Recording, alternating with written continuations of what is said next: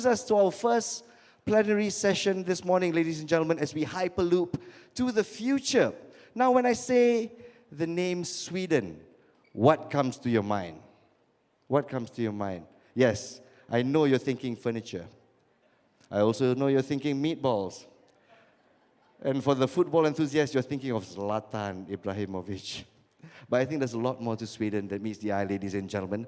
Recently, Swedish industry has accelerated its process towards Industry 4.0. In a world of disruption, one Swedish company, let's see if I get this right, Svenska Kullafabriken, or SKF, a leading global technology provider since 1907 that currently employs 44,000 employees in 108 manufacturing units.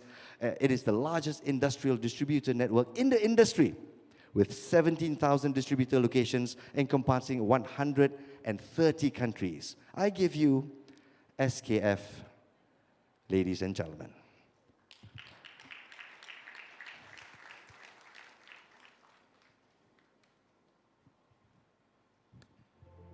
Rotation is a force of nature that has been around since the beginning of time. At SKF, we understand the value of reliable rotation. As industries move into the future, it is more important than ever to find smart ways to maximize machine performance and lower costs. For SKF, digitalization is an enabler. It helps us improve output, reduce costs, and maximize uptime. How do we utilize the benefits of digitalization? We do this across 5 areas. We are now able to connect people with assets and data from our automated factories through our connected supply chain 4.0, all the way down to the millions of connected bearings around the world. By using devices and other mobile solutions, we help our customers and experts access relevant information at all times. Remote monitoring through our connected sensors enables us and our customers to monitor an asset's health and initiate maintenance actions. Decentralization is about providing access to the right information through a digital infrastructure where data can be stored both locally and in the cloud. How do we prove it?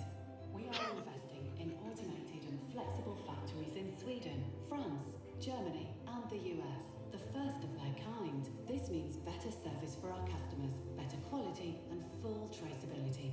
With the shop floor simplification app, we have created a mobile tool that optimizes the workflow for machine operators. And when we deliver super precision bearings to a customer, they can access all required information about their bearing from the SKF cloud. The future of our digital journey is full of exciting possibilities. By combining our expertise around the rotating shaft with the power of the large amounts of data, we can create more intelligent processes and solutions. At the end of the day, our goal is to make our customers' businesses spin by offering them a world of reliable rotation.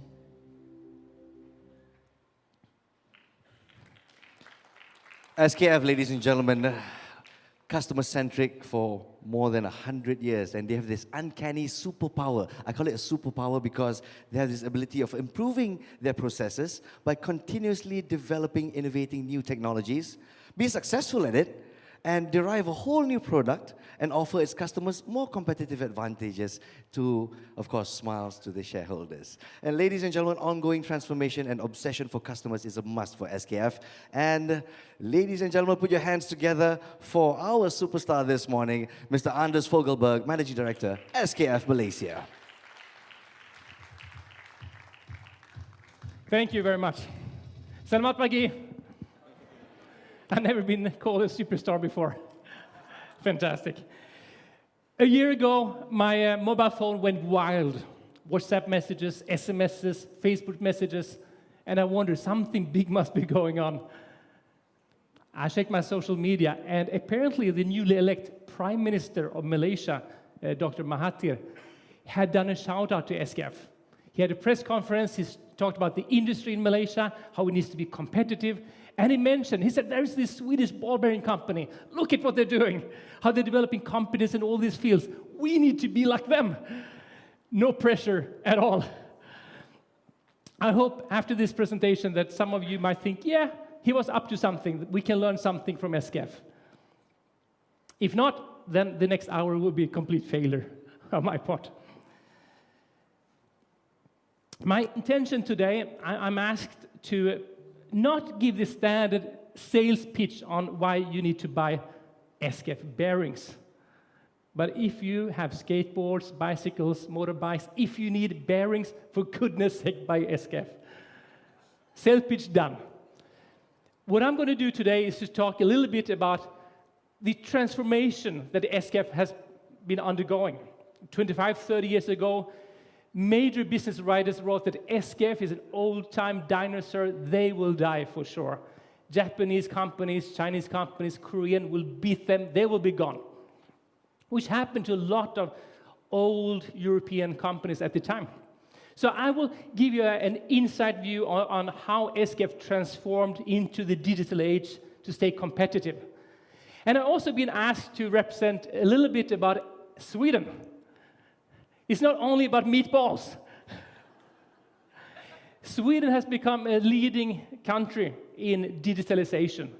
And I've been asked to just present a little bit what Sweden did and give us my opinion on how it's become successful. And hopefully we can learn something from that as well. But just to give you a little bit more background before we move into SKF as a business case, I think we were well presented. We are over 100 years old.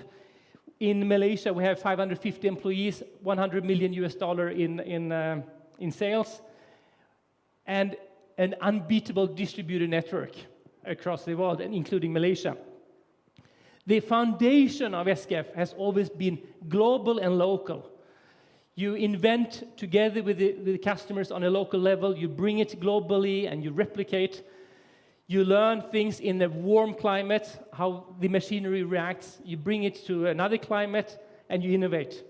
The industry and application knowledge, we are part of the aerospace, rocket building, railway, dishwashers, two-wheelers, and we learn about applications and we bring that skill all over the world. When I visit the mines in Chile, which I do sometimes, I learn how they are working on condition monitoring, and then I bring that to the wind industry in Germany. And then I take that information to the oil and gas industry in Indonesia, where I was based a few years. And the third aspect of our foundation is the technologies around the rotating shaft. You saw in the video how ball bearings, roller bearings, that is our main product, but we are also the world leaders in lubrication systems. In addition to that, anything that supports the bearings, services, seals, mechatronic solutions are part of our technologies. And however you came here this morning, I can promise that you have used SKF bearings. Bike, two-wheeler, car, train, skateboard, rollerblades, we were there. Let's move into Sweden before I spend more time on SKF. IKEA, yes, H&M, ABB, Volvo, Atlas Copco, is a lot of world-leading companies. For many, many years, Sweden was among the top 10 exporters in the world. Now we've been passed by Korea and a few other countries, and I think we're number 12, 13. But it's an exporting country with a lot of innovation culture. Even in school, we have, instead of soccer competitions that Zlatan would enjoy, we have innovation competition. When I was a teenager, we had a national entrepreneurship competition with all kids around the country coming up with innovations and then competing. And I know this is happening in Malaysia as well. But this has been happening for a long time. The dynamite was invented by a man called Nobel, and he had no kids, so he donated his fortune to the Nobel Prize. And that's where that came from. The zipper that you all used this morning, Swedish innovation, the ball bearing, the pacemaker, the respirators, even ATM machines. But recently, the innovations coming from Sweden have to do with the digital economy. Spotify. Sweden was the second biggest exporter of music. Not because of their artists like ABBA and so on, but because of the producing and mixing and so on. And Spotify capitalized on that and is now a global player. Skype, another Swedish innovation. Minecraft, that your kids might be playing too much of. The recent innovations from Sweden have more to do with disruption. They have changed the industry. 3G, Bluetooth, computer mouses, low-sec, and a number of innovations that have changed how businesses are run. On the information and communication technology, Sweden is ranked in the top 3, and when it comes to digital economy, is number 1. And this is all quite meaningless. You can all say, so what? Next slide. Fourth industrial revolution we've talked about. This is the so what. So what is Sweden doing? And I'll move into one of these in particular. Sweden has a conscious effort to exploit the potential of digitalization, Industry 4.0, that is into the universities, in the business, in the governance sector, just like your launch a year ago with the Forward. Sweden is on the same journey to run faster than the Germans and the Swiss and the Koreans. Number 2, the sustainable production. We believe that to become competitive, you must be sustainable. And we see now how some governments in the world think that we remove the sustainability demands from the industry. That will help them. We saw recently how one big American country, I don't mention which one, but they removed emission standards from the car industry, believing that now they can finally do whatever cars they want with no limitation on emission. But the big car players in that huge American country said, it doesn't help us. If we are not regulated on emission, how can we compete in Europe and in Asia, where they have strict sustainability regulations? So the culture in Sweden is to run with sustainability, because sooner or later the regulators will give Sweden a competitive advantage if we are sustainable. Let's jump to the fourth one, the test bed Sweden. To create creative innovation environments. The biggest technical university in Sweden is working with Microsoft, with Ericsson, the 5G provider, and SKF to provide unique digital solutions. So we work seamlessly in the universities, in the companies, to test things out. If you get a PhD in Sweden, you're not isolated in your office, but you work with the companies to try out best solutions. And let me focus more on the third aspect, the industrial skills. Yesterday we spoke a lot about degrees, skills, upskilling, the new generation, what jobs will be here in the future and so on. But this also has to do with culture. A culture where people innovate and challenge things. Let me tell you a personal experience when I came to Malaysia, and I have some of my staff here, so bear with me. When I came to Malaysia and I was asked by my company to run operation here for a few years, in one of my very first meetings with my staff, I told them openly, I said, you believe that you can just receive innovation from Sweden, SKF Germany, China, and then you run with it. And then you think you're good just because you produce good results. $100 million is not bad. But this is not what SKF is requiring of you. SKF wants you to innovate. You need to come up with innovations together with the leading medical companies. Malaysia is the best in the world in a few medical fields. Why don't you go to them? They are the best. Develop new solutions that cut their costs, that optimize their operation. Learn from them. Bring it back to SKF, and then we replicate it globally. Be part of this journey. And from a culture point of view, I felt, maybe this is just an SKF Malaysia thing, but I felt that people were happy with just being a multinational and implementing solutions coming from somewhere else. And I told them, your result is not good enough. You need to innovate and support and contribute to this company. And I'm happy to say that after 3-4 years I've been here, I'll probably go back to headquarters next year,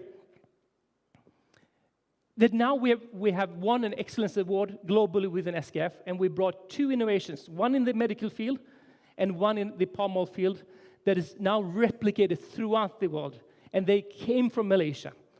And we needed to change the culture to make that happen. Some of the old-timers had to step aside and give young people the chance to take key positions. I had to educate the management team. I told them, when I come with an idea, maybe we should look at this. Don't go and do what I tell you. Challenge me. Maybe you have a better idea. The culture in Sweden is that when I lived in the US and Germany and Italy and Indonesia and Malaysia, and I've traveled all the 6 continents driving digitalization projects for SKF. And in many of these countries, I hear bosses say, don't challenge me. I don't want to be challenged. Absolutely not in front of my team. If you have something, come one-on-one. In Sweden, it's very different. The MD, the CEO, the staff leader, the team leader, he would say, I want you to challenge me. If you don't challenge me with better ideas and input on where we're going, how to get there, I have no need of you. And that is one of the keys why a small company next to the North Pole, which is terrible, it's raining and snowing all year round. We're eating our meatballs and we're watching football. But how could this small country with no language skills, you know Indian, Chinese, Malay, you know all these languages. We only know strange Nordic language that no one understands. How could we become the leader and beat Silicon Valley when it comes to 5G and GMS technology? It's because of the culture, how people engage in the workforce. And I remember meeting a high executive in Jakarta when I lived there. And he told me, well, I have this fantastic idea how we can make this work.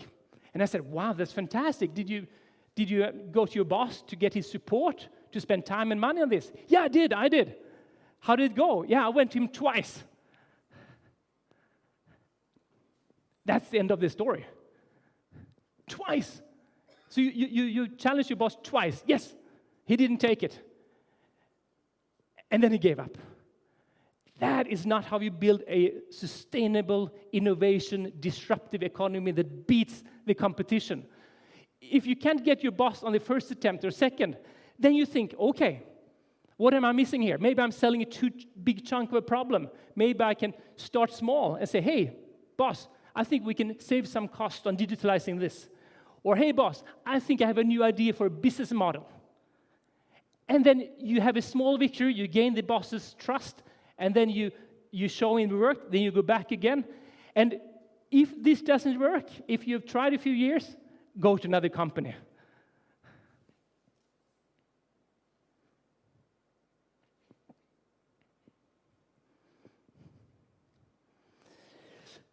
I think I will skip these 2 slides because we discussed it yesterday. But in the world of Amazonification, of digital disruption, of Chinese manufacturing, a lot of people thought that, like I said in the introduction, SKF will be gone. Will be gone. And I will spend a few minutes going through 2 theories from a Harvard Business School professor. The theory of job to be done and the theory of disruption. And I will show you how SKF applied these 2 theories to transform our thinking, to create a vision and mission, value propositions, leading to business models that are working in a digital age. Because otherwise, if I just tell the SKF story and I can say, yeah, look, we did this fancy sensors and software and hardware, isn't this cool? And you would say, like, yeah, that was cool, but so what? So I'll remind you of 2 theories that you might have heard about. So lean back and just enjoy. And after these theories, I will apply them to SKF. And maybe when you go back to your offices next week, tomorrow, then you can think about these 2 models and think, do they apply to us, these theories? Can we utilize them when we transform our businesses? The first one is Clayton Christensen's theory of disruption. And you've heard about this. It was referred to yesterday. Why is it hard for highly successful companies to keep their leadership? Why did Nokia be thrown out of the mobile phone industry? Why did Kodak be thrown out, being one of the most respected, biggest companies in the world? Why do high-margin companies go out of business? And why do innovations fail? After next time you're on YouTube, Google Clayton Christensen and innovation, and you will hear this theory more in depth. But let me spend a few minutes. On this chart, focus on the upper chart, you will see performance, and you will see time.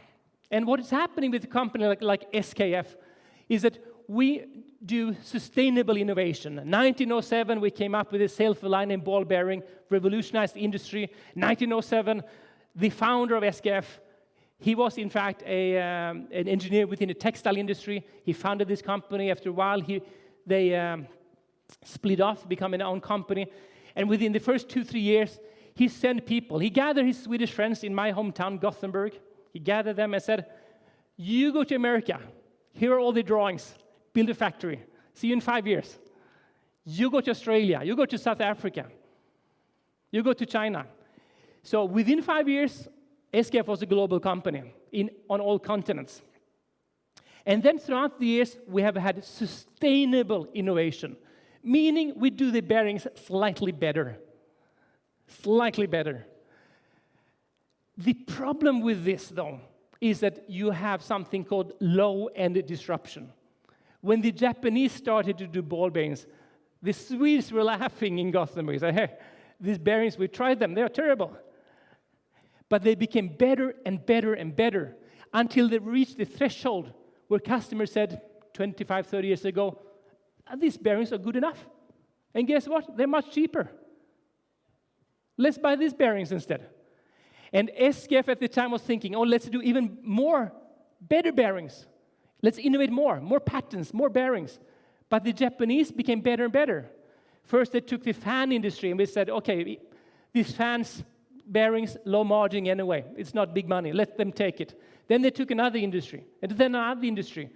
And if this would have continued, SKF would only be selling into maybe airspace, where they are really concerned about safety, rockets, maybe elevators. But we would be a small tech company in Gothenburg with maybe 2,000 people. And then to make things worse, you have the new market disruption. People coming in with completely new ideas. You saw how Nokia made better and better mobile phones. Everyone in this room have had a Nokia or wanted to have a Nokia. And they were better and better and better. And then this American company thought about, let's make a phone that is a computer with apps, with an open framework. And the Finnish didn't think that was a danger. But then, of course, iPhone happened, Android happened, new market disruption.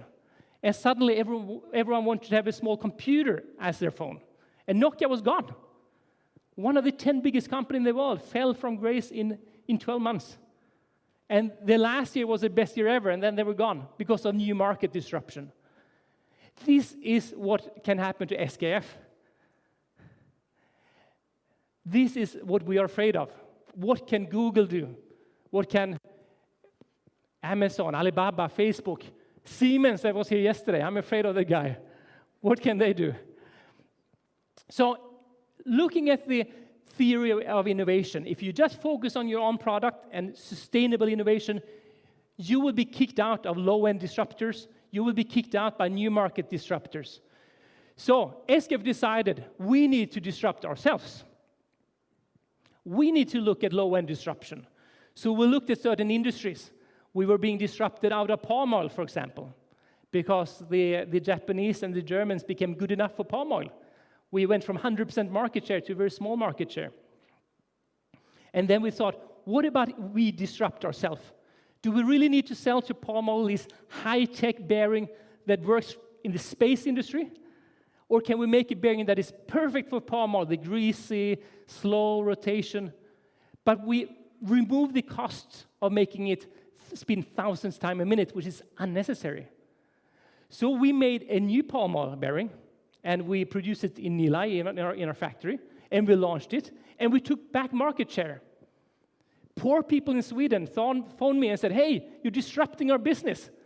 We're selling less super modern, best in the world bearings to Malaysia now because you're selling this low-end bearing.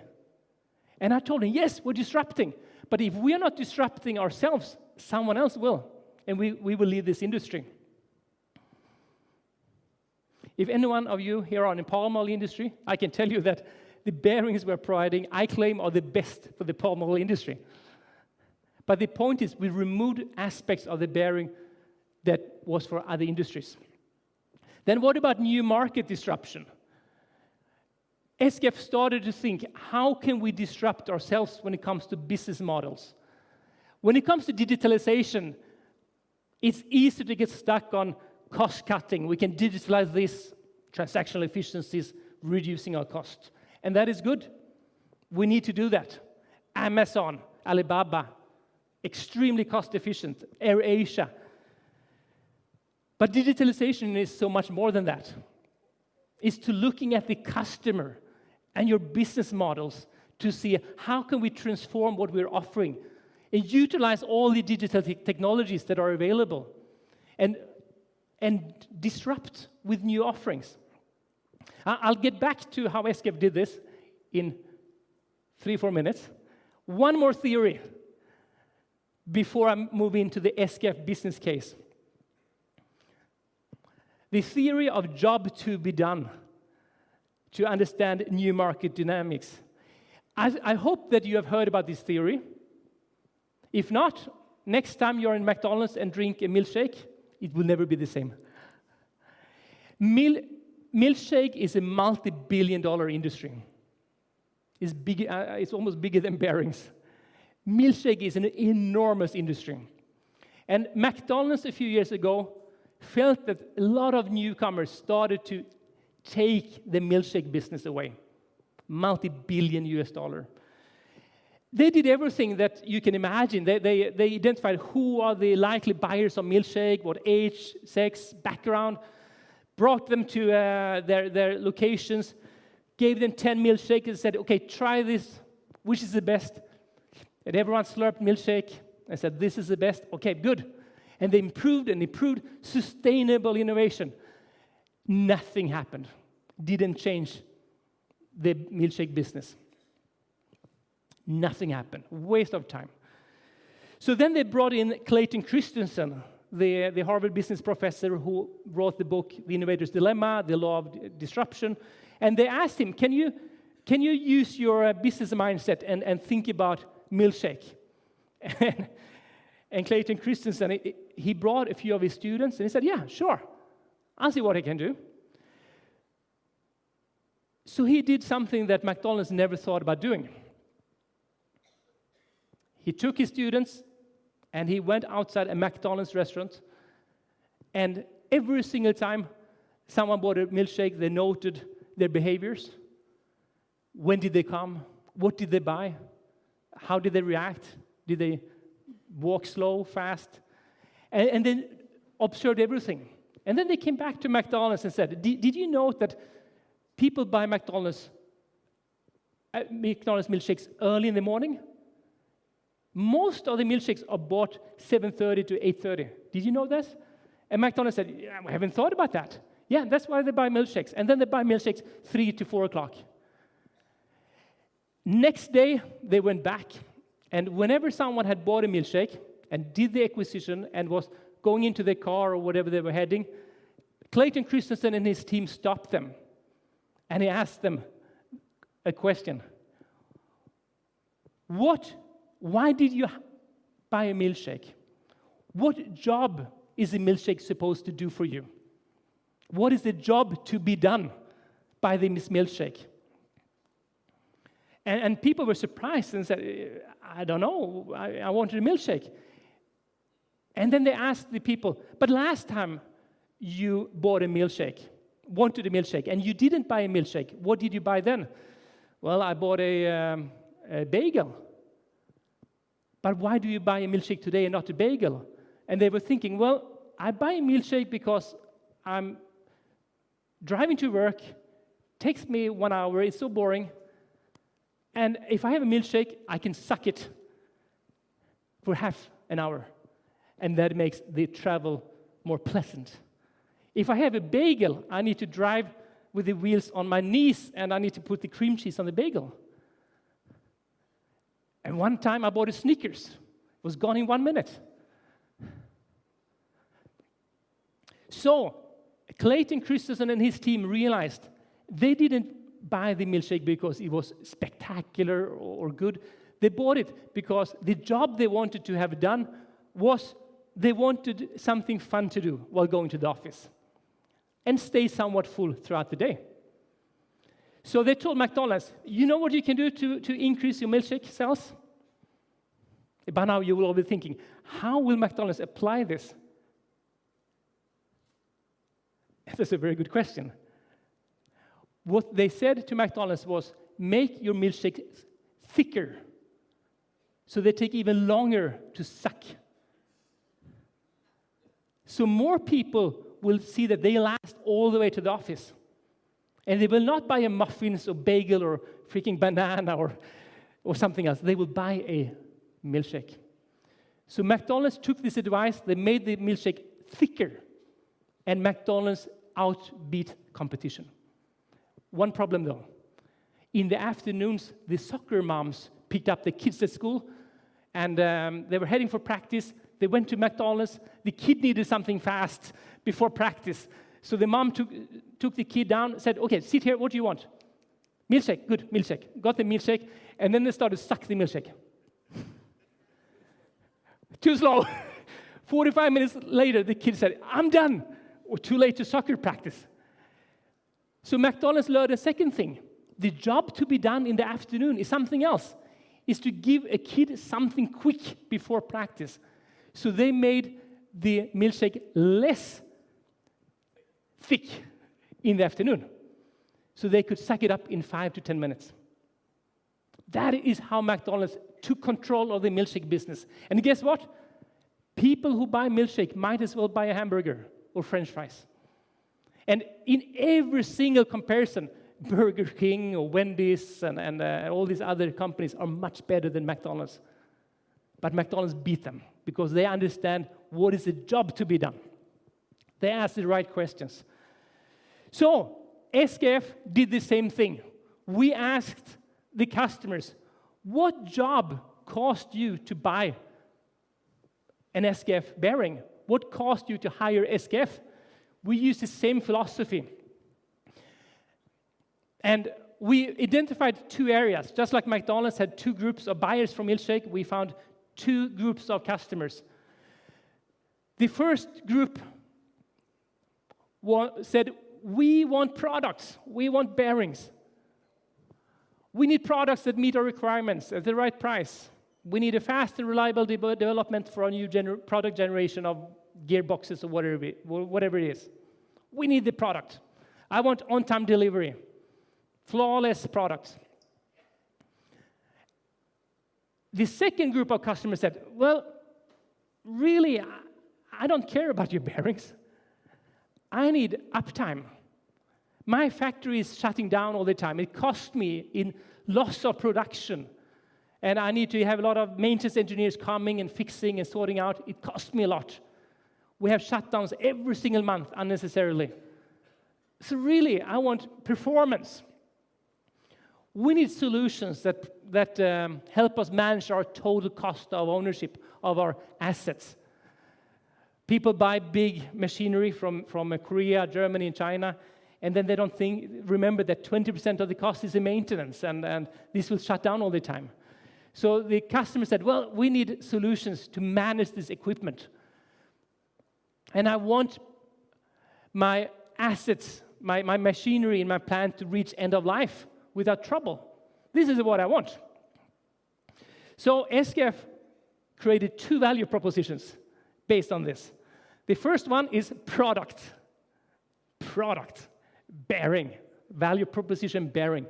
The second one is rotating equipment performance. This is really what the customers wanted. They didn't want a milkshake, they want that the equipment will rotate in a reliable way. In all machinery, something is moving, there's a bearing and supporting technologies. That should be, they should reach rotating equipment performance at the highest level. So, this means for SKF, when it comes to product, we realize that this is a limited pie. If we win a product sales, the Japanese and the Germans and American competition, they lose. So we need to win market share. That means disrupting ourselves like we did in palm oil with more cost-efficient solutions that are right and appropriate for the customer. And we need to close certain product gaps. We need to become experts in bearings. But the second value proposition is rotating equipment performance. And really, this is an endless market. This is unlimited. When we look at the market to make all machinery in the world be reliable and rotate without shutdowns, it's an unlimited market. Imagine 5 billion bearings are produced every year, and 90% of them fail because of unnecessary the mounting, dismounting, bad treatment, and so on. Something's going on. It's coming back. You may post your questions. Okay. So, rotating equipment performance is the second value proposition, and this is an endless market. This is where we can digitalize our offer. So SKF started to think outside the box. What does this mean? First, it means that our vision and mission should be a world of reliable rotation, a world where everything rotates perfectly. That should be our vision. And our mission should be to be the undisputed leader of the bearing business. Whenever someone thinks about bearings, they should think, SKF. So that means that we started to work on business concepts. 2-3 weeks ago, I was in Shanghai, and we had negotiations with 2 of the biggest steel manufacturers in the world. These are people that buy hundreds of millions of ringgits of bearings. And we asked them, we understand from you, you're not interested in the bearings. You're interested in having your steel mills run without any shutdowns. Is that right? Yes. So we told them, okay, so how much are you paying for bearings? Well, we're paying 4 million ringgits a month for bearings. Then we told them, you know what? You pay us a monthly fee of 3.5 million ringgits, and we'll take care of your bearing problems. And they would ask, but how is that profitable for SKF? Then we say, well, what we're going to do, we're going to put sensors, we're going to digitalize, we will optimize how you treat these bearings, they will not break down. And you will have an increased uptime, lower cost for bearings, and our profit will come because we're not going to supply you with bearings, we will supply you with uptime. It's a win-win. In the past, it was a win-lose because SKF's strategy was to push as much bearings as we could on these poor companies. If something failed, good for us, more business. Now, if something fails, bad for us. We need to pay. And this new business model is revolutionizing how we sell bearings today. And you've heard this from other industries as well. Instead of selling products, sell a service, monthly fee, performance related. And if you want to look more at this, SKF is an interesting case. skf.com, you can learn more about these businesses. When it comes to lubrication, what about digitalizing this? Instead of having 20, 30 people going to the dirty, dangerous places to lubricate machinery up on the ceiling, maybe we can put automated lubrication system, digitalize it, measure it, and then we can control it from a control room. This is what we're doing today. Smart manufacturing. We had a head-on-head competition with Microsoft. No one from Microsoft here? Thank goodness. We had a cement mill in Thailand, one of our biggest customers in Southeast Asia, huge buyer of bearings. And they wanted to do machine learning because they said, we want to know why this machinery fails. And we want to know how to optimize this. We want machine learning so we can be sustainable in the future. So they brought in Microsoft and a few other Silicon Valley companies, and then we were brought in. We were scared to death. We are a bearing company. Yes, we're on the digital journey, but these companies have hundreds of thousands of people. And we were sure that we would lose. In the end, of course, I'll tell you the story. In the end, we won the business. And we asked the customer, yes, we do machine learning, but this is Microsoft. Why didn't you pick them? And they said, well, Microsoft came in here with a lot of consultants, looking very good, and they promised booklets of information on machine learning. But our guy out in the machinery, he doesn't want a booklet. He wants a short report, red light, yellow light, green light. This needs to be done. And then we want someone to go with them and say, this is what report tells you. This is how you apply this learning. This is how you need to adjust the mechanics of it. And you, SKF, you combine the digital knowledge with a passion for bearings, passion for mechanical engineering. That's where you're strong. So that's why they signed a machine learning contract with SKF. Because they didn't only want the results. They wanted to get a partner in the solutions, in the mechanical. It's like you said yesterday to me in a conversation, Mr. Halim, you said sensors is not the story. It's what you do with the information from the sensors.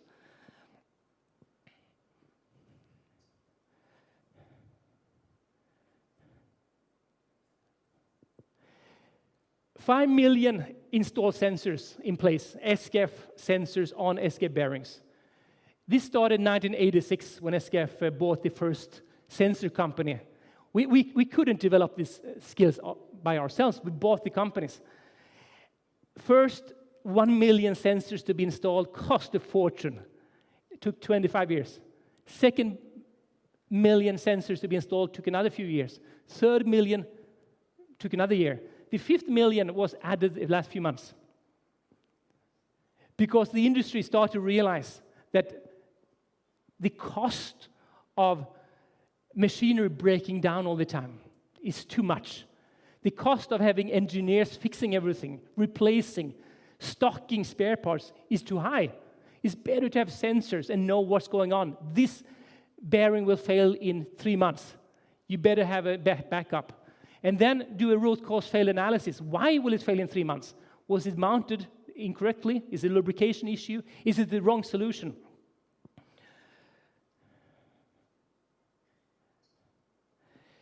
One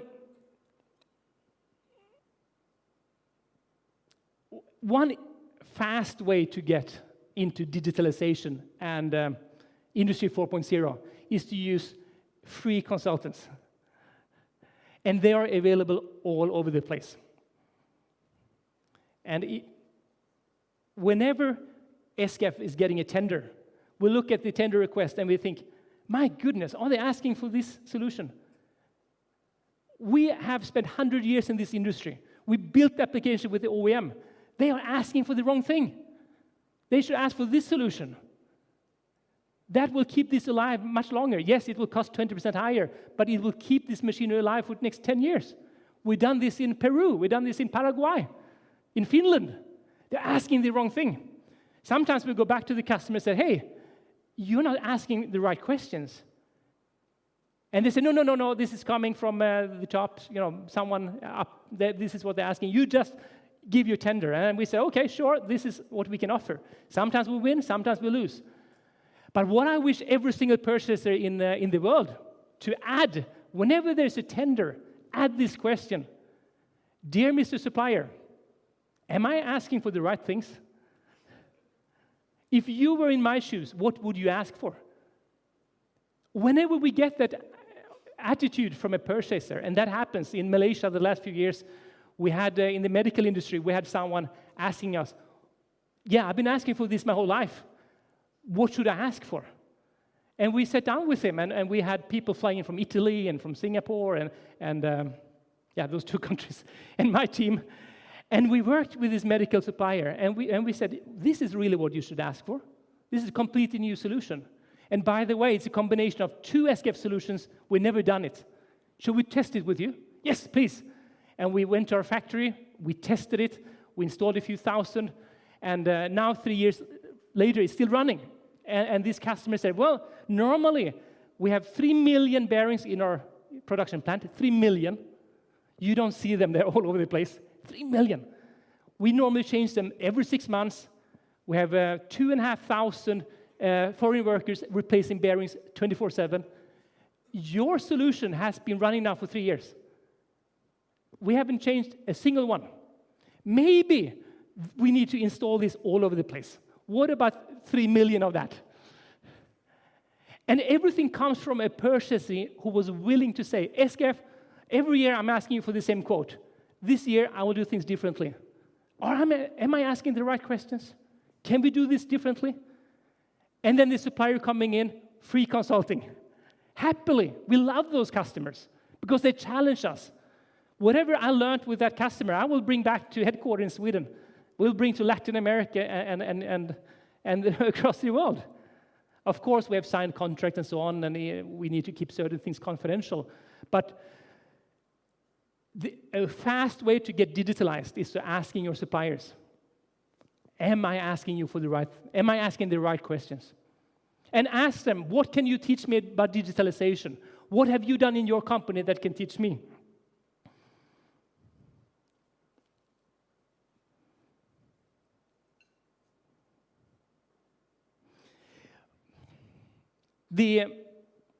Now I'm running on time here, but I need to tell this story. When I lived in the US, I saw Blockbuster go bust. You know Blockbuster, who was offered to buy Netflix for nothing, and they thought, no, people don't want Netflix. They want to go to a place, buy popcorn, and rent the DVD. I lived next to Blockbuster. I was a member. I went there one day with my kids to rent the movie, and it said, gone bankrupt. Another company that struggled when I lived in the US was Best Buy. Best Buy. $1 billion in losses. They were about to go bust. And the CEO of Best Buy was thinking, what to do? What happens is that people come into Best Buy, they look at Nintendo, the phones, the laptops, the vacuum cleaners, and then they go online and check Amazon. Oh, it's much cheaper. And they place the order, leading to Best Buy having $1 billion in losses. So Best Buy was one of these dinosaurs that have been done sustainable innovation. They become better and better and better. They were the best. And suddenly, they were disrupted by a newcomer, Amazon, who changed everything. And the CEO was on the verge of closing down the company. We need to match Amazon. When I bought my Nintendo for my kids in Best Buy, they matched Amazon. But after a while, they couldn't match Amazon. It's too expensive. They run the big shops. The costs are too high. So they thought, let's give the customer the best experience. So when you enter Best Buy in the US, you're treated like a king and a queen. They really take care of you. You feel like, wow, they know customer service. You're demonstrated everything, and then you decide, yes, I want this handphone. And then you look on Amazon. So sorry, it's cheaper here. So Best Buy started to think, what is our business concept? What if we disappear? Will the customers, will the consumer miss us? And they realized, yeah, they will probably miss us. So are they willing to pay an entrance fee to enter Best Buy? No. Customers were not willing to pay an entrance fee to enter Best Buy. So they thought, what about the suppliers? Will they miss us? And they talked with the suppliers and said, what will happen if we go bust? And the suppliers said, well, we will miss you. Then Best Buy said, what about this? Samsung, Electrolux, Huawei, Nintendo. If you want to have your products in my shop, you pay. You pay. And then we demonstrate the products. If they buy them at Best Buy or Amazon, doesn't matter for you. You get the sales, but you pay. They agreed to pay. Best Buy changed the business model. The suppliers became the customers. And now Best Buy has $1 billion in profit because they changed the way of thinking. They asked the right questions. How can we disrupt our own model? How can we think differently? What is the job to be done?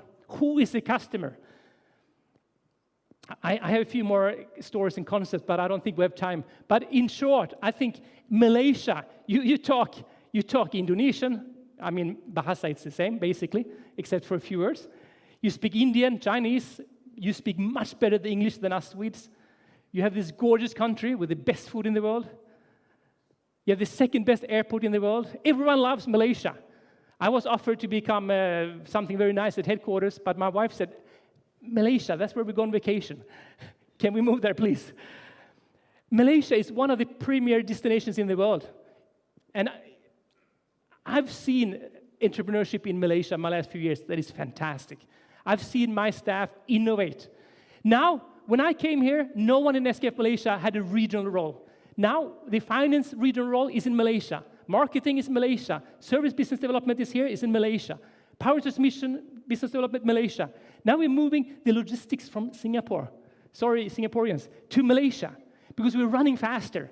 Nothing stops Malaysia from beating your neighboring countries. And nothing beats you from disrupting the Swedes. You can disrupt us with new business models, business ideas, with speed, agility. And when I come back here in 5 years, I will see that Malaysia has bypassed us. Because we Swedes, we think, oh, we're number one, we can relax. You will just run by us. That is what I hope. So thank you so much.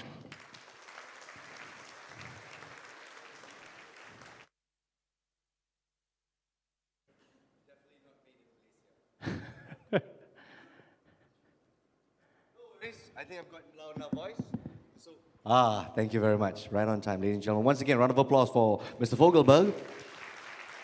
We'd like to invite Mr. Fogelberg to please have a seat as we take a look at the questions from Slido.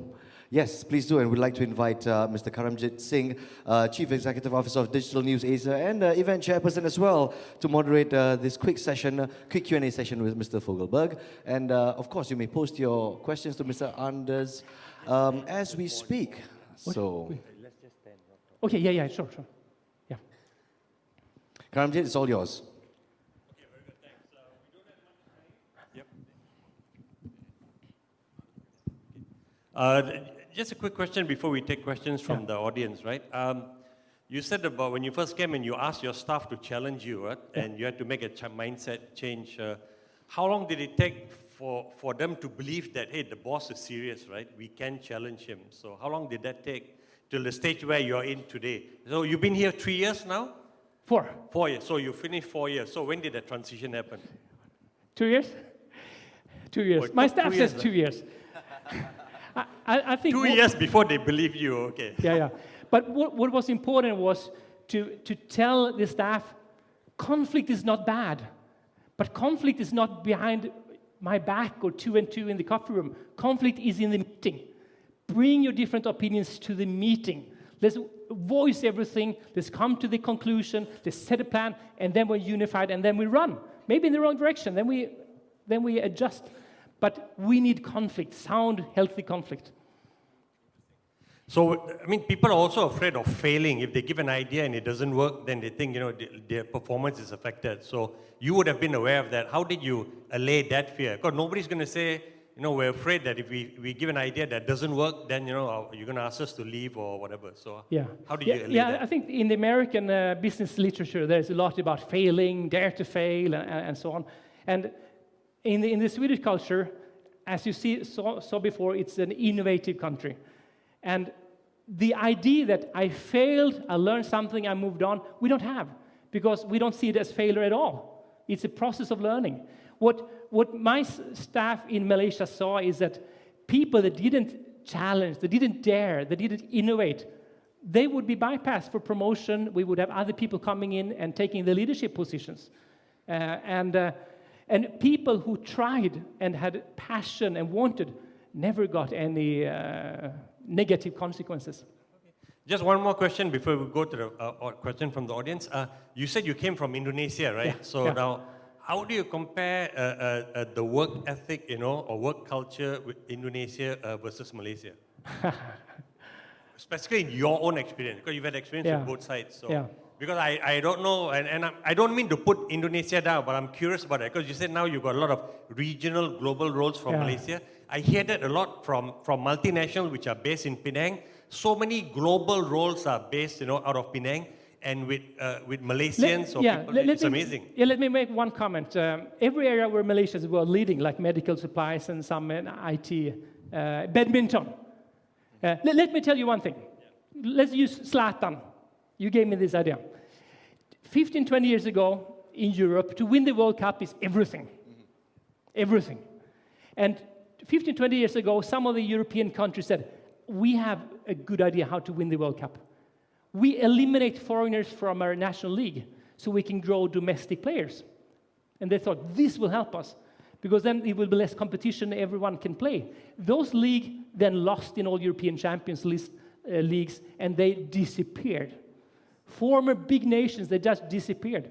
And the countries like France, England, Italy, Spain, who invited the best and allowed the domestic players to compete against the best, they developed the best leagues, and they won the World Championships. And why Malaysia is so fantastic in certain pocket of industries is because you have allowed competition. That's what makes you so good. That's why you were the best in badminton. You allowed competition. So when you as policymakers try to defend an industry, you're destroying it. Volvo only became a world-leading Swedish car brand because we were chased. I was a consultant for them when I worked for Accenture, so I think they were chased by SSAB, the other Swedish car company. SKF became so good because we were next door to the German competitors. Literally, we see each other. So we chase each other. We need competition. And Malaysia has been good in allowing competition, I would say. Understood. Okay. He's obviously a very diplomat. He avoided the question about Malaysia versus Indonesia work ethic. But I'll give you a pass on that. We'll go to some questions now. So the first one is, I knew you were going to get this. How did you build up your innovation culture, and how do you think Malaysia can improve, or can become a much more innovative country? Yeah, I think the first one, how can Malaysia innovate? Yes. Don't wait for the big boss. Don't wait for the big boss. All these innovations, like Volvo, the car was an innovation by an SKF engineer. They came up with a special bearing. He said, I can build a car around this bearing. It will be the best. So Volvo was a subsidiary within SKF, and then, of course, they were sold off. But it wasn't the CEO of SKF that founded Volvo. Elon Musk's famous story when he was working when he came to California from South Africa, and he had these ideas, we can digitalize this. He went to his boss, and his boss said, no, you need to do this. And he did the right move. He left the company. He started himself. In Malaysia, don't wait for the MD CEO. Innovate.